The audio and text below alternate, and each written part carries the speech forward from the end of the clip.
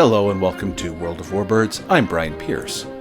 Please sign up at my Patreon to get episodes earlier, bonuses, to have a say on future content, and to interact with me and other Warbirders directly. But mainly you'll have the satisfaction of helping keep this podcast going. You can also toss me a tip via PayPal at WOWB17, or even just drop me a review. Thank you for your support. Now on to the show.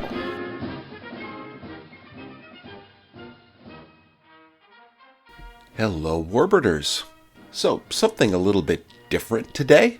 Earlier this year I was asked by historian Jenny Chan to participate in a roundtable along with CBI, or China, Burma, India scholar Quin Cho, and author Rainy Horvath to look at the Hump, which was the name of the airlift that kept China in the war after Japan cut the Burma Road.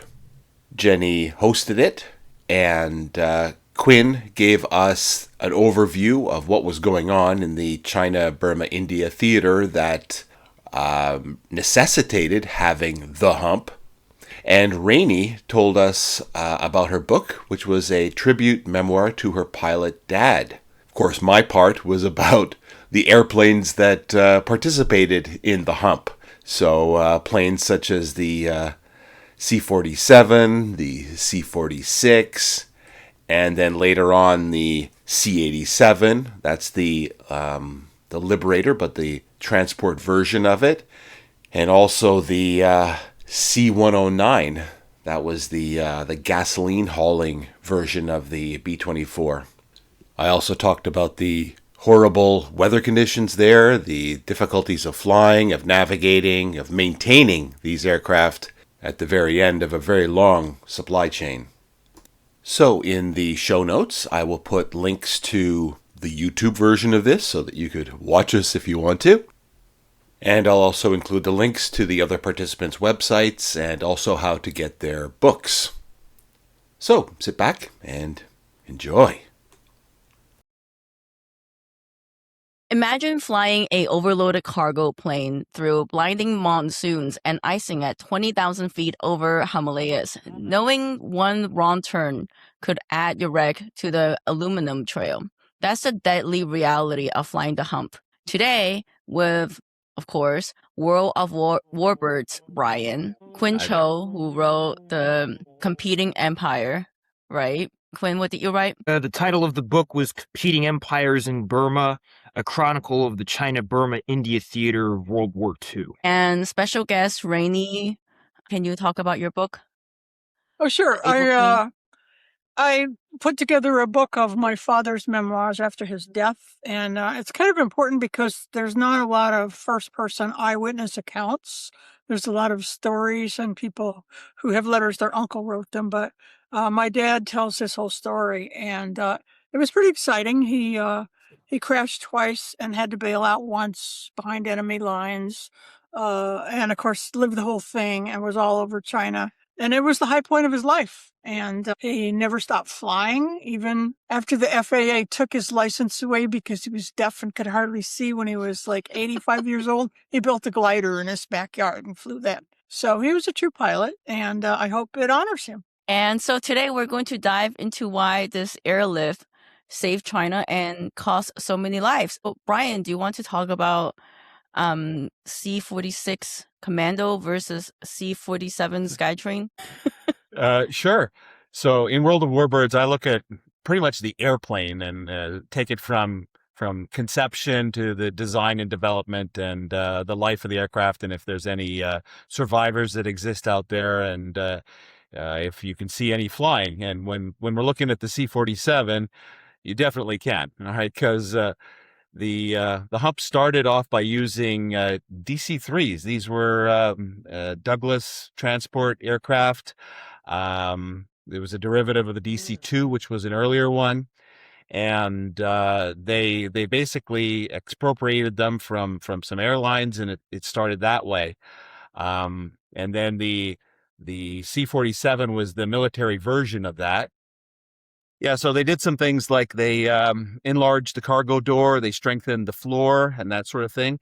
And the C-47 has been a a workhorse during the Hump and all over Europe and basically everywhere that the Allies fought in World War II. And they're still flying today. So it was an amazing aircraft for its time and really lasted. The C-46 Commando, though, a slightly different story because the DC-3 it had the origins in the DC-2. It was pretty well developed and established. The C-46 Commando was new, rushed into service, and it had some bugs. Lots of aircraft have bugs to work out, and it had fuel issues. It leaked, and they called it a plumber's nightmare. And sometimes the fuel would leak and go on fire, and then it would burn. So it had some problems, although they did get them sorted out, and in the end, they did carry more tonnage than the C-47. And I remember you telling me that they were trying to get rid of this like C-46 by selling it to somewhere. Well, they did end up being used in the civilian market afterwards, and they are still out there. Like Buffalo Air here in Canada, they still fly a C-46 Commando, so that's pretty cool. But there were also other aircraft that were involved, especially the B-24 Liberator. So this was a bomber. People tend to know the B-17 more, but the B-24 was another bomber used in both Pacific and the European campaigns. But they did make a cargo version of it that was known as the C-87. And so they made a transport out of that. And also another one that was the transport C-109. They turned this bomber into a giant gasoline carrying plane. So I don't know what's worse, carrying loads of ammunition or an aircraft full of gasoline, but both of them were pretty hair-raising to fly, I would say. And what was this aluminum overcast? I think, do you maybe mean the aluminum trail? Yes. Yes. Okay. So aluminum overcast was actually a name of, I think it was a B-17, but aluminum trail refers to the fact that they lost so many aircraft on this Hump route that it left behind, a metaphorical or maybe in reality, a trail of aluminum, wreckage. So it was really a horrible place to fly, really, because you've got horrible weather, you've got meteorologically, you've got cold air coming in from the north, you've got warm air coming in from the south, you've got it mixing over mountains, and this produces thunderstorms, snowstorms, altimeters don't work properly, icing, and so they lost a lot of aircraft that it had, most of it had nothing to do with enemy action. It was just flying into the side of mountains, getting lost, getting iced up, and there were so many parts left on the ground, they said that they actually sent out teams to go pick up spare parts because it was also hard to get spare parts there. And I was reading about the monsoon season. So when the pilots were taking off, then it became icing because they get to the clouds and it's so cold. Yeah. So what happens? Icing conditions are bad for every factor of flight. Okay. In flying, you've got lift, you've got weight, you've got thrust, and you've got drag. So lift, it kills your lift by changing the shape of the wing. It adds weight because it's heavy. It sometimes clogs up your engine so it doesn't even run. So that kills your thrust, and adds drag because it's not the same shape as the airplane is supposed to be. And those early airplanes didn't really have de-icing. They had some limited de-icing boots on the wings, which were basically rubber panels that would inflate and throw the ice off. They kind of worked. They had alcohol sprays that they would use on the propellers and the windscreen, but it was bad. And then, of course, you don't have radar, no GPS, of course. They had some radio beacons that they could use. And also even their navigators. This was kind of a forgotten part of the war. It was a little bit of an out of the way area. So they didn't always have the best navigators. And if you get a wind that you don't expect, you could end up flying into the side of a mountain that you didn't expect there at all. Wow. And Quin, so can you dive into why this Hump even existed? Yes, of course. I think it's a very good and pertinent question. And I think to answer it in a thorough and meticulous manner, I think it's necessary to dive into what's preceded the Hump. and that was the Burma Road, which was completed in December 1938. It was briefly closed between July and October 1940, but it was reopened thereafter.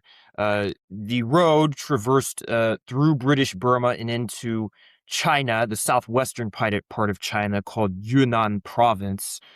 Specifically, it started at the port of Rangoon, continued by rail line to Lashio in northeast Burma, where trucks could then haul supplies 710 miles east to Kunming in Yunnan Province in southwestern China. The road itself was unfortunately defined by poor surfaces with, quote, dangerous hairpin turns, steep grades, eroded shoulders, end quote. A British 1941 report estimated that roughly 7,000 tons per month left Lashio, but just 3,000 arrived in Kunming. This was in large part because of a combination of corruption and the fact that 30% of the tonnage of the supply trucks was used as fuel for the trip. The relative inefficiency of the Burma Road notwithstanding, still was the most important supply route for China between 1939 and 1941, with roughly 450 to 500,000 tons of supplies coming in via the Burma Road. Nonetheless, Burma Road's existence and its status as one of the few supply routes to China from the outside world made it a target for the Imperial Japanese Army and made Burma, specifically British colonial Burma, a target for the Imperial Japanese Army in its Strike South campaign, as the Imperial Japanese Army sought to cut off China from the Burma Road. The Japanese army invaded Burma with 2 divisions and managed to consistently outflank and outmaneuver British and eventually a combined British and Chinese defense of Burma, which was relatively poorly coordinated. And they managed to capture Burma basically in its entirety in the winter and spring of 1942. What this meant was that a new route was necessary in order to, I guess, replace the previously existing Burma Road, and that route became the so-called Hump, in which the Americans flew in by, as Brian pointed out, Dakota DC-3, C-47, and C-46 transport aircraft, eventually thousands of tons of supplies a month. By 1945, we're talking about an average of 45,000 tons of supplies a month over the Himalayan mountains and into Kunming. And this is the reason why the Hump came into being and why it was necessary as a kind of ersatz supply route for China. And talk about Operation Ichigo, which was like their largest land campaign, to kind of aim to overrun the U.S. air bases in eastern China at this time as well. Yeah, so Operation Ichigo is a very interesting and important operation. Basically, it's the largest Imperial Japanese Army offensive in the entirety of the war. It involves roughly 500,000 Japanese troops out of a total of 620,000 in the China Expeditionary Army. It has 3 main objectives. One, as you stated, was to destroy Allied airfields from which B-29 Super Fortress bombers, this was a 4-engine bomber that was deployed in the Pacific theater of World War II, and they could take off from these airfields and bomb Japan, which was certainly alarming to the Emperor and the Army Ministry and the Imperial General Headquarters. The second objective for the Japanese was to create an overland supply route connecting Southeast Asia, China, and Korea, thereby limiting the distance Japanese ships had to travel in what by 1944 were submarine-infested Asian waters. And the third objective was to destroy Chinese nationalist forces and knock China out of the war, if possible. Now, you referenced the existence of these airfields and the American aircraft that were there. Eventually, there were 700 American aircraft under the command of a fellow by the name of Claire Chennault in 1944 and 5. But the trouble was that a lot of the supply tonnage flown in over the hump, there were roughly 685,000 tons flown in over the hump, and over half, 392,000, were aviation fuel for these aircraft. And the reason this was the case was because Chennault was very confident in his plan to build up the 14th Air Force and to make it a force that could potentially single-handedly defeat the Japanese. President Roosevelt, to some extent or another, endorsed this plan in 1943 at the Trident meeting, and Chennault stated his confidence in his ability of the 14th Air Force, or to command the 14th Air Force effectively enough so that it could destroy Japanese shipping and the basis of existence for the Japanese forces in China.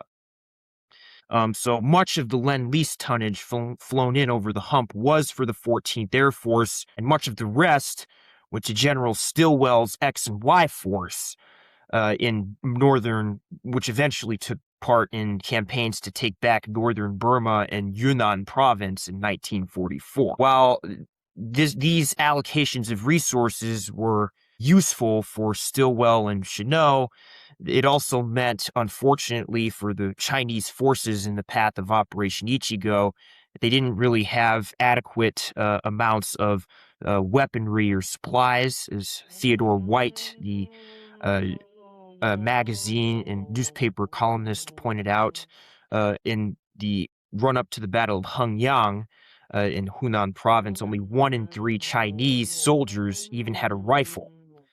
And that's to say nothing of machine guns, mortars, and artillery, which were all in extremely short supply, as was motor transport and medical equipment.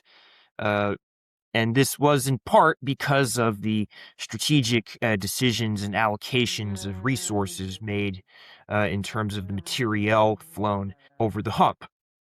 Nonetheless, that aside, the Japanese were able to begin their offensive in April 1944 against the Chinese forces, first in Henan province in the northern part of China, where 150,000 Japanese crossed the Yellow River and managed to envelop a significant number of Chinese forces, specifically Tang and Bo's 3 armies in the vicinity of Luoyang, the city of Luoyang. And then there was another offensive, kind of part 2, if you will, of Operation Ichigo, launched in late May, in which 8 Japanese divisions took part, roughly 250 to 280,000 men against 350 to 380,000 Chinese defenders, and they outflanked and enveloped the city of Changsha and took it after having tried to do so previously for many years, since 1939. And then they subsequently advanced on and besieged the city of Hengyang in the south of Changsha, and it was along this railroad up from Guangzhou. And they, despite the failure of their initial assault over open ground and the attempts of Chinese forces on the flanks to cut off the Japanese attackers, the Japanese were able to besiege Hengyang and take it in a 47-day siege. Thereafter, the Japanese advanced on Guangdong, Guizhou, and the Guangxi provinces, where they overtook and overran more American airfields and Chinese forces. and thereby threatened China's remaining territories and existence by 1945. And what this meant was that the Americans had to ratchet up the amount of tonnage being flown in over the hump to the point where between January and July of 1945, 45,000 tons of supplies a month on average. There was fluctuation within and between the months, was flown in over the hump. So that, I guess, explains Operation Ichigo, its rapid overrunning of Chinese territory and manpower, and also the ways in which the hump kind of was both uh, played into that and eventually had to mitigate the fallout from it. Yeah, Rainy, you want to talk about your father's experience? I think your book was fantastic because it comes from like a very personal narrative to the point where you even talked about how your grandfather helped your father help with the eye exam. Your father actually couldn't see the whole eye chart. I think it Well, brings his a vision whole was not the level. best. His vision was not the best, but he wanted to fly since he was a child. He used to jump out of trees, fly paper airplanes and stuff. And as soon as he was 18, he went down with his mother to enlist and enlisted in the Army Air Corps. And he imagined, he read all these books. He read like Skyhawk, and there were all sorts of comic books and actually like serial premiums then. I was able to track some down, fortunately. And so he had a pretty good idea of the basics of flight by the time he got in. He enrolled, and so the way the training went for him, he really wanted to be a pilot, and he took the test and he qualified, but there was already a long waiting list in the pilot school he wanted, which was in Colorado. So his commanding officer said, well, we really need radio operators. I think you should do that. So he was disappointed, but he did it. He became a radio operator. And then on Pearl Harbor Day, everything changed, and he got immediately to go to flying school. So the way they worked back then, the flying schools for the Army Air Corps, for whether they were going to Europe or China, there was primary pilot training, which consisted of 60 to 65 hours of flight time in like PT Stearmans and PT Ryans. So like Wright Brothers type airplanes, right? With those double wings. And then when they got to basic flight school, they got another maybe 70 hours. By then they had BT-19s. They're like little planes that are pretty kind of like little hot rod planes. And then after that much flying, advanced to advanced pilot training, where you got 75 or 80 more hours. And that was the first big planes. That was AT-9s and AT-10s and A-17s where they had crews. So after he got his wings, then he had to go through this thing called Tennessee maneuvers, which I don't know if they do anymore, but it was kind of like war games for grown-up men. Like they actually had battles and flew planes and stuff. And it was, I guess, a pretty involved battle that went on for weeks. And so it was kind of good. It was like they played it. So then he immediately was shipped out, and he went to China. He wanted to go to Europe. He wanted to do that, but it didn't work out. And he discovered himself in China. But he liked that because he had always been, his mother had a stereoscope and it had pictures of China, and he'd always been fascinated with it. So he was very excited. And he went to Kunming, and he was with the 14th. There were two, like the 14th was the hugest division, or the only division really that was there. There were different kinds of pilots there because China was supposed to be an air war. That was the whole idea. We were going to support China's ground troops. And so in the 14th, they did have bomber divisions, but he was not in that. He was strictly in an airport transport division. There were two, and he was in the one that was at Kunming.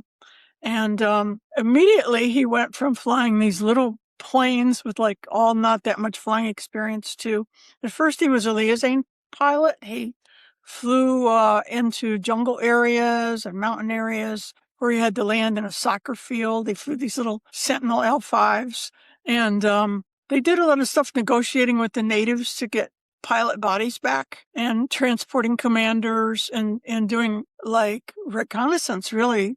There were no cell phones. There were no radio transmissions. So they had to turn around and fly back as fast as they could if they saw a column coming. And that was exciting. At one point, he crashed into a mountain because the runway was just too short and broke his back, picking up a wounded commander. And they actually healed his back in this little mud-walled hut and used acupuncture, which was unheard of then, to heal him. And so he immediately applied for the ATC. He wanted to do more. And so then all of a sudden he was in a C-47 and he was flying the low hump first, the high hump, the low hump, whatever they wanted to do. He flew all over. And it was very exciting for him. The crews usually were crews of 4. There was the pilot, the co-pilot, the navigator, and then there was like usually a radio operator. But the kind of radios they had then, it was like called dead reckoning, pretty much. They had to like navigate on maps and then try and find this beacon. And they really had no idea where they were. They kind of had a vague idea because the maps they used, there really were no maps. They were using maps in the beginning from the 1800s, the British maps. That's all they had. As they went, they improved the maps as they found things, but they still had no really navigational information. They'd be like, well, there's a mountain. If you go that way, there's a mountain, but they didn't know how high it was. They didn't really know anything about headwinds then. And very little was known really about sort of how aircraft works and the tailwinds and that sort of thing. And gas was strictly rationed. They were always afraid of running out of gas and had to really negotiate for it and all this stuff. And they flew everything. And he was always flying. The pilots did not load the planes. That was the load masters and the loaders. The pilots were, I think, in the hierarchy of things, there were about 120 men in each air transport command, and they were very, very close. Their lives depended on each other, and they all worked together. But I think they felt sort of inferior to the bomber pilots, and so they didn't really mix that much with them, although they did know each other and live on the same basis and everything like that. But they just flew all kind of things. They flew bombs and jeeps and you name it, whatever had to be transported in war, as well as when he would fly to India, he would bring back supplies. He went all over. I mean, they sometimes flew Chinese troops and picked up wounded troops. They were unarmed. They were always under fire. He operated in the Salween campaign, which was the American forces trying to keep the Salween River open. And in Ichigo, he was in that. In Ichigo, he also landed because the Chinese, the Nationalist Army didn't tell anyone, but they strung these wires across like these narrow mountain passes to try and stop the Japanese. And the Americans didn't know about it, so it knocked the rudder off their plane and they had to crash land. Fortunately, someone knew where there was an old AVG airfield and they landed there. And someone's talking about using used parts to fix their plane. They were there like 3 or 4 days until they had to like jury rig this antenna so the radio man could get word back to their commanders. And then they finally sent a whole crew of groundskeepers and mechanics. And I think the more I read about it, I think the mechanics are the unsung heroes of the entire CBI. Nobody talks about them. They didn't get any awards, but they saved a lot of lives and kept those planes flying. So he was doing all that stuff. And then finally, kind of toward the end of the war, they ran out of gas. He finally got a brand new C-47B. He was so proud of it. He loved it, the Able Queen. And it was his first flight on it. And he was the pilot. They would trade off. Sometimes maybe one way, one would be the pilot and one would be the co-pilot. And then I guess the pilot would be tired. So coming back, they'd swap roles. So they're going out and he was the pilot. And they got caught in a headwind in the mountains. And they like for hours, they thought they were going and then they weren't going. And they finally ran out of gas and had to bail out. And it was in enemy territory. But fortunately, they found, it took them several days. It was snowing. It was very cold. They had lost one of their crew members. They found a woman with a hut who didn't seem to be afraid of them. She invited them in. It was like a sort of a little lean-to, and offered them food and let them warm themselves. They were given these talkie pointy books and these blood chits that were written in Chinese and had little cartoon people to try and communicate with the natives. But honestly, they didn't even know what they meant. They didn't even read Chinese or speak Chinese, these people, and these images made no sense to them. So it was all sign language, you said. I guess it was a lot like improv theater. And the woman kind of pointed them to the village. And as they walked along, word spread and crowds started following them. And they were walking through this snow. And they said he looked around and there were like over 100 people following them, looking at them, because they had never seen white people and they had never seen, airmen in their big jackets and everything. So fortunately, the little town that they wandered into, the Japanese weren't there. It turned out to be a Chinese army outpost, but the army wasn't there right then. So they ended up spending a few days in town until the Chinese army came back through and offered them a ride on their coal-powered trucks through the mountains for 3 days to get to another air base where they could get to America. And so it's a very interesting story of how that went. Brian was talking about the mountain roads. They were totally, beyond hairpin curves, steep, crazy roads. And sometimes they'd have to get out and push because there just wasn't that much power in the coal-powered things. And then they finally got to another place where they were welcomed and honored. And there was this huge feast by the local townspeople. And it was just, I guess, a really good party. Everyone was really happy. And he was really surprised. The mayor of the town wanted to show him his home. He was very proud of it. And somehow he had all Western furniture in it. He had a Western bedroom set, with a 4-poster bed and stuff. Who knows where he got that? But it was quite a tale of adventure. And then they went on until they could be transferred to some army people found them finally. And they got back to their base. It was like over a week to get back to the base, more maybe. And when they got back, everyone thought he was dead, so everyone took all of Dad's things, his sleeping bag and all of his things. They just assumed he was dead because so many pilots just never came back. But they all survived. They did find their last lost crew member, and he never got over feeling bad about losing the able queen. He really loved it, but that was his most exciting part of that. He finished out the war there. He actually was allowed to take a leave right before the war ended. He was waiting to go back, and D-Day came, and so he was happy. So, but it was the experience of his lifetime. He went back twice, and it is a very thrilling film. Yeah, Brian, you had some questions before we got this video started.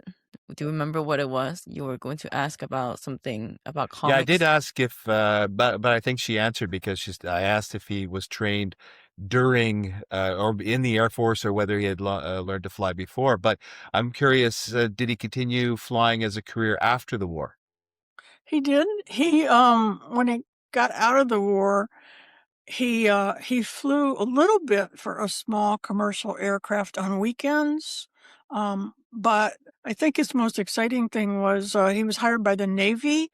There was a program called Project Dribble, and it was like sort of, it wasn't exactly secret, I guess. I don't know if it was or not, but it's not anymore. But they flew around over where bombs had been detonated in America, like in the Tennessee, I think, and in Utah and places like that, and to see if they could detect radiation.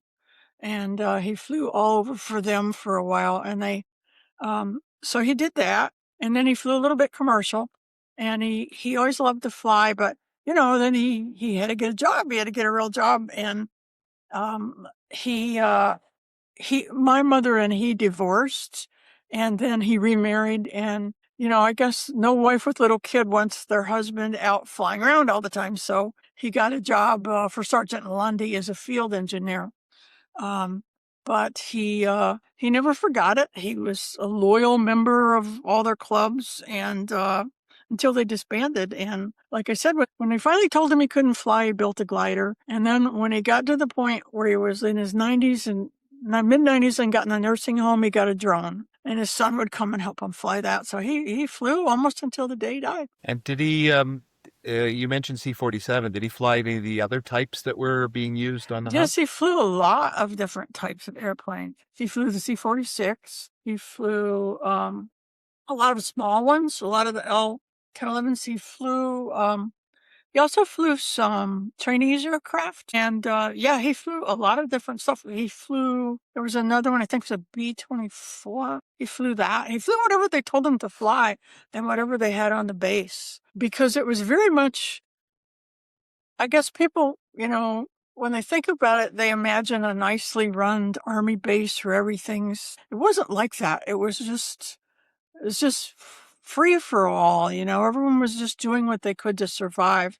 And they took whatever craft was there and did what they were told. And he flew a lot of different craft. Yes, he did. Did he have a preference? Was it the C-47 that he liked the most? Or? He liked the C-47 the most. He said that he said that flying a C-46 was like flying a tractor. It was very jerky and unmaneuverable, but he said that the C-47 was much more maneuverable, much more forgiving. And it was interesting when I was looking at the statistics for the C-46 and the C-47. The ceiling limit for a C-47 was supposed to be like 18,000 feet, but the ceiling limit for a C-46 was only 22,000 feet. That's not that much more. I guess it could matter if you had to get over the peak of a mountain, but the downside was it was like the Titanic, right? It didn't turn fast. It wasn't maneuverable. So yeah, I'd say the C-47 was his favorite. He loved that. Yeah. So, and then there was also the Forgotten Ground Wars. While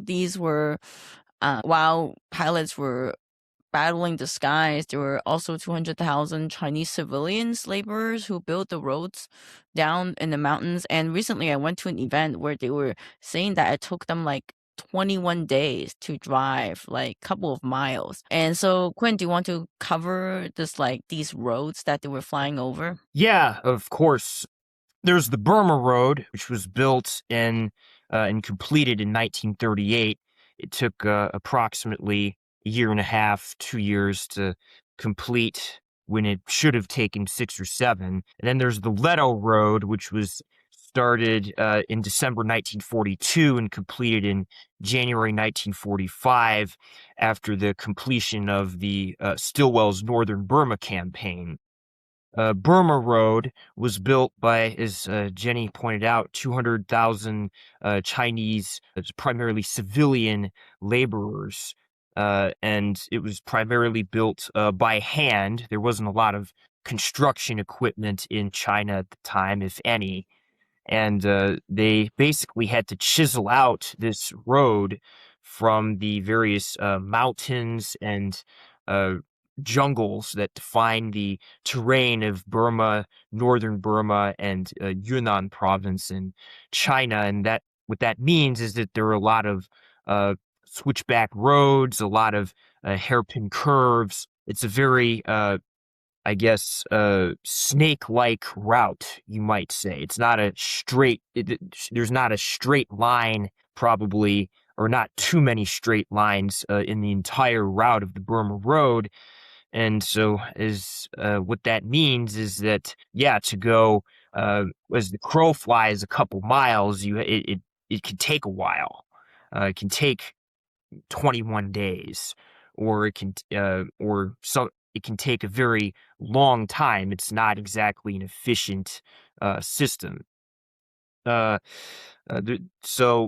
what that meant was that the road did have some inefficiencies built into it, given the ragtag and sudden nature of its construction, and also the, as I alluded to earlier, administrative and logistical and corruption difficulties that define the route.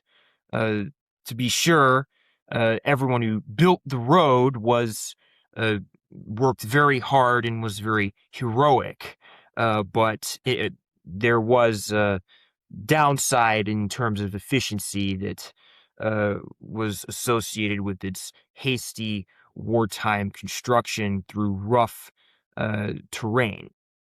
Now, the Leto Road was built after the Burma Road had been seized by the Japanese. It was built from the Indian city of Leto, and it was planned to go through by Stilwell and his staff the cities of Myitkyina in northern Burma, Bamo, and eventually onto Kunming in Yunnan province. However, because Stilwell's northern Burma campaign was only completed by the end of 1944, with the fall of Myitkyina in August and Bamo, I believe, in December. It might have even been January of 45 in which Bamo fell. The Leto Road was not completed until January of 1945. In the construction of this road, there were 15,000 Americans who participated, whom 60% were African American. There were further 35,000 laborers recruited from India. All casualties for the Burma Road and the Chinese laborers are somewhat hard to know. They were probably rather significant given the pretty primitive nature of the implements necessary to build the road. Rough terrain it passed through. The casualties of Americans building the Leto Road were more solidly documented. It was, roughly speaking, 1,133 American soldiers who passed away building this road. The saying was that a man a mile would die in the construction of this road, the Leto Road, that is, which was a replacement for the Burma Road, which had been taken by the Japanese. While Stilwell and his others on his staff believed that 65,000 tons of supplies a month could be brought in through the Leto Road, 6,000 actually were a month in the months between January and July of 1945. 45,000 tons were brought in over the Hump, which was the more, as it turned out, ironically enough, to be the slightly more efficient route. While the Leto Road was a testament to the energies and efforts of American servicemen and engineers, it did not have the strategic significance of the Burma Road before it or the Hump because of its late completion date, as well as the lack of materiel and cargo that traversed the Leto Road, especially relative to the Hump. So while everyone who took part in the construction of the Burma Road, the Leto Road, and flew the Hump was undoubtedly a hero and undoubtedly a courageous and brave person who toiled for the ultimate victory of the Allies in Asia-Pacific theater of World War II, the Leto Road in particular was a bit of a white elephant in the strategic sense, in that it was not exactly the most prudent use of resources, and by Stilwell in particular, even though there was I think Chiang Kai-shek, the nationalist leader, was also passive aggressive and then just said that, oh yeah, I'm going to name it after Stilwell because this is such a useless thing, and it's because they were also fighting at this time as well, that he was being passive aggressive and then call that road Stilwell Road. Yes. That's correct. Chiang Kai-shek had a way of being somewhat acerbic towards people such as Stilwell, who were not particularly fond of him, and made that clear. And but Stilwell was also being passive aggressive and called him Peanut. So while he was outwardly aggressive.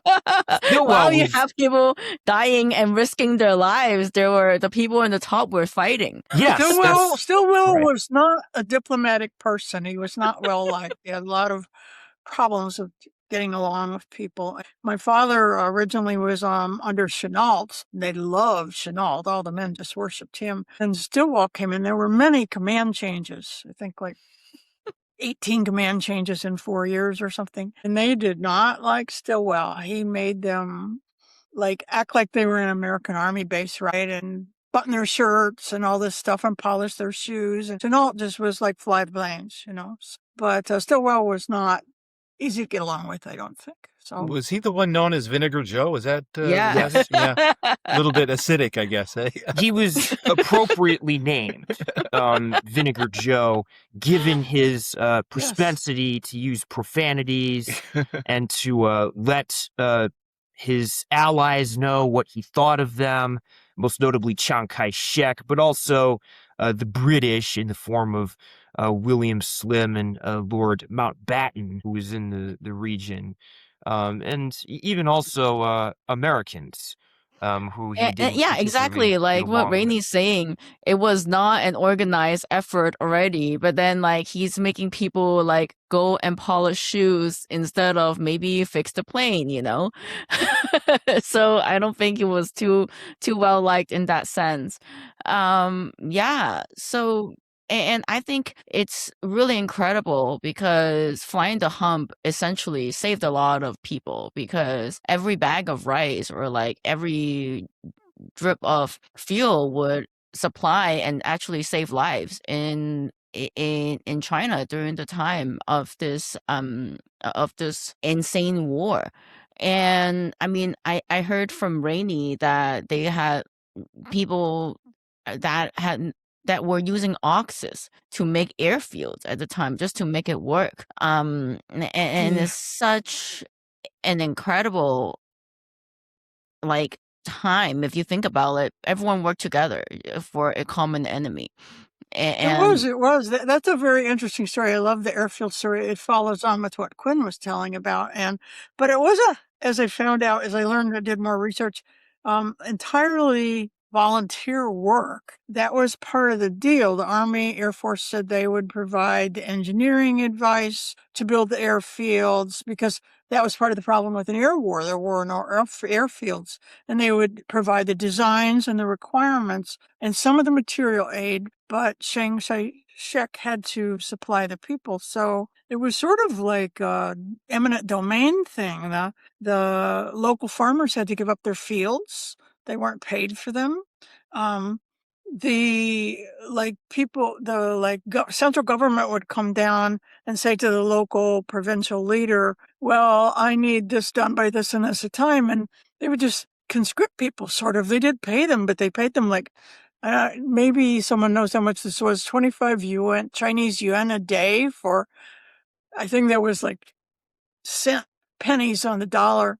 And it was all manual labor. It was done by oxen pulling plows and people rolling stones and people digging with sticks. And then they had to maintain them. They didn't just build them, they had to maintain them. So it was a huge effort on the part of the Chinese. I've seen these big giant rollers that they use to try and smooth the runways.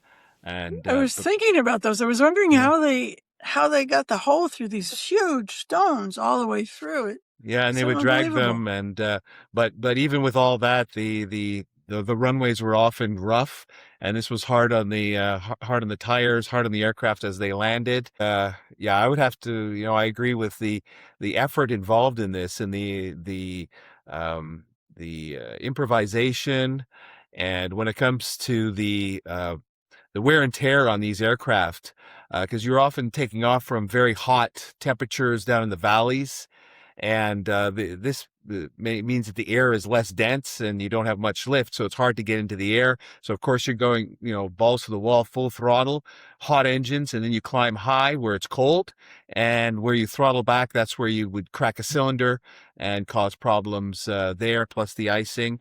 And so it's the mechanics that would have to try and keep all this running and putting things back together again in very primitive locations with they're at the end of a very long supply line, so you didn't have all the parts that you would want. And so we really have to salute them for keeping these keeping these planes flying, and the pilots, because often these things were not well to fly. Airplanes now are well within weight and balance, so they don't make them overweight, and they make sure that the center of gravity is where it's supposed to be. But when you had guys just throwing stuff in, they would say until it was full, so no matter what it was. Now, if you were throwing in blankets and such, that's fine. But if it was ammunition and you fill the airplane to the top, that's overweight. So it was really, really rough, and we have to salute their efforts. Definitely. All right. Were anything else to add, you guys? Just, it's, to me, I'm really happy to see, I'm hearing more people kind of talk about the CBI.